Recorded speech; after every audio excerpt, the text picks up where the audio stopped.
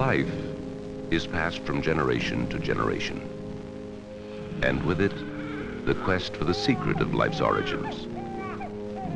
This is the story of man's quest for that secret. Among all the living creatures of the earth, man alone is consciously aware of himself as a living being. His life is priceless to him. Man knows that without life, he is nothing. He has made the discovery of death. Since time unknown, he has labored with all his skills to preserve and prolong the vital spark of life. But what life is and where it came from, man does not know. Some men have speculated that life was a gift of the gods. Wonder about life's origins may be as old as the earliest man.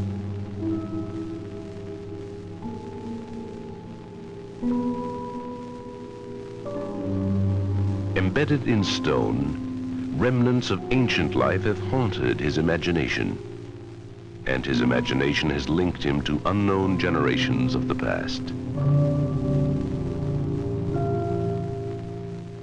Did life perhaps arise somehow from the non-living mud of a river coursing through ancient canyons?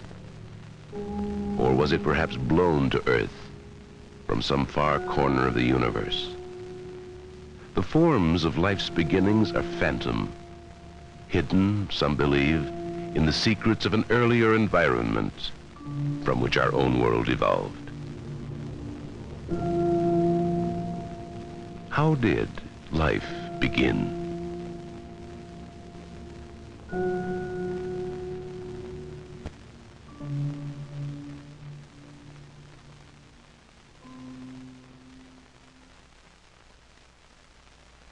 Even at the dawn of civilization, man was awed by the mystery of being alive.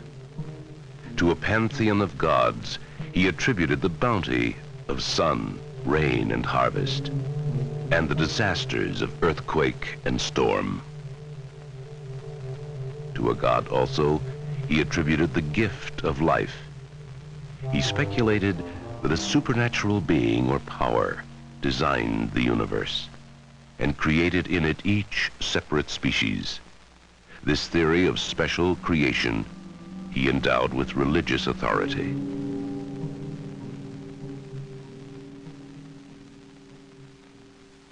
But the modern scientist, working in his laboratory through observation and experimentation, cannot test the theory of special creation. His investigations may lead to an understanding of the conditions required for life's origins. Long ago, man began to observe the environment in which he lived. His observations led him to speculate on a possible source of life. He had seen muddy rivers, apparently empty of life, suddenly swarming with fish. On decayed organic matter, where he had seen nothing, maggots appeared. Man speculated that life must arise spontaneously from non-living matter. But did life begin by some kind of spontaneous generation? To find out, man began to look more closely at life, to test his theories in laboratory experiments. The fish in one flask was covered. The fish in the other flask was left uncovered. On the fish in the open flask, flies gathered. Later, when the other flask was uncovered, there was no sign of life. But on the fish which had not been covered, maggots appeared. Did the flies deposit the maggots on the fish? Once man had the microscope, he could easily see the flies' eggs from which maggots developed. Life appeared to have come from life. And he could see a new world of life, never before observed. The world of microorganisms. A new question arose. Where did microorganisms come from? The men who first used microscopes could not always distinguish between living and non-living matter. Therefore, some thought that microorganisms generated spontaneously from decayed organic materials. In experiments in the 19th century, Louis Pasteur bred flourishing microorganisms in open flasks, exposed to the air. But in his other flasks, no microorganisms grew. Their long, curved necks trapped microorganisms from the air before they could reach the infusion. Pasteur had initially sterilized both infusions by boiling them. To gather further evidence, Pasteur removed the curved neck of one flask, exposing the infusion to microorganisms in the air. The neck of the other flask remained in place. Later, microorganisms grew in the exposed flask. Pasteur, and most scientists with him, believed he had proved that microorganisms existed in the air, that they did not generate spontaneously. Closer observation and experiment in the laboratory showed that under the conditions of the experiment, life came from life. But did it? To other men, fossils suggested a third way in which life might have developed on Earth. The strange forms and antiquity of fossils made them think that life might be eternal. They proposed that life had always existed somewhere in the universe, that from other planets, living organisms in the form of bacterial spores had been blown to Earth through space, there to begin the evolution of the Earth's living creatures. Proponents of this cosmozoic theory believed that spores might have come to Earth from meteorites. In modern laboratories, bacterial spores have been subjected to the conditions of the interplanetary journey. Few have been found that could survive the radiation intensity of outer space. The question remains, where and how might life have begun elsewhere in the cosmos? The theory that life came from other planets leaves unanswered the question of what kind of life could have survived such a journey. But what of that other journey? Biological evolution. Before man had tested the cosmozoic theory in the laboratory, he was beginning to explore another idea that might lead to an explanation of life.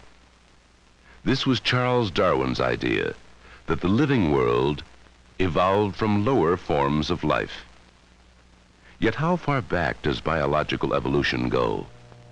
Since Darwin's time, man has found increasing evidence of life's antiquity. Using modern techniques, he has learned to date the evidence. The oldest fossils have been dated at over 3 billion years in age. Yet they represent fairly advanced and complex organisms. What was life like before them? From what did they evolve?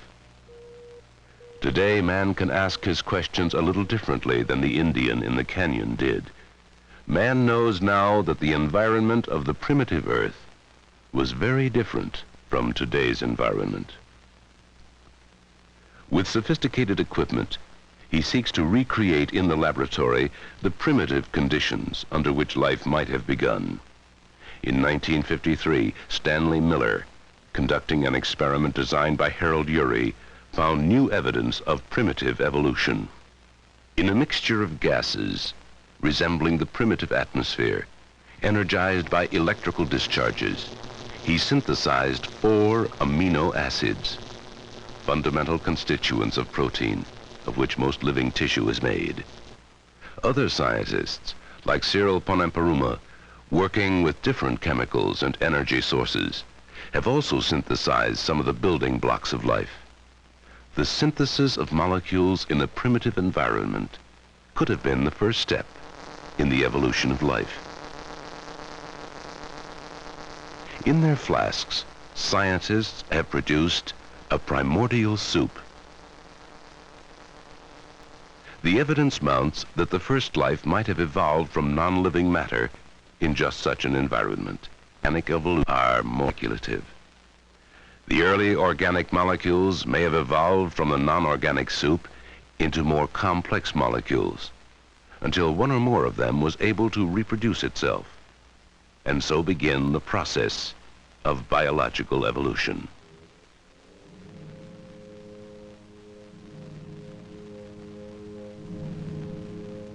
How did life begin? Many men believe that life was created by a supernatural being. Yet man's search for a scientific answer to this question has challenged his imagination and his skill through the ages.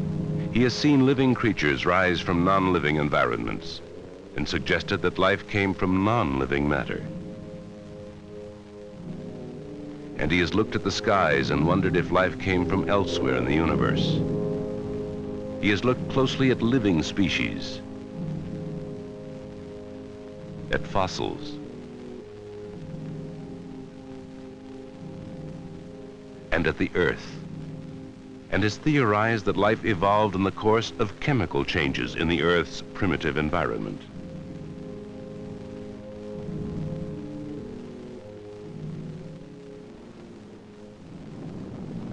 Man goes into the future with more knowledge and more skill than he has ever possessed before.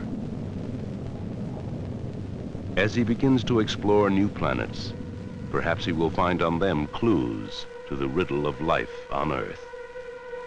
As his knowledge and experience expands, he may also find new ways to test his theories, and perhaps he will find new answers not even imagined today.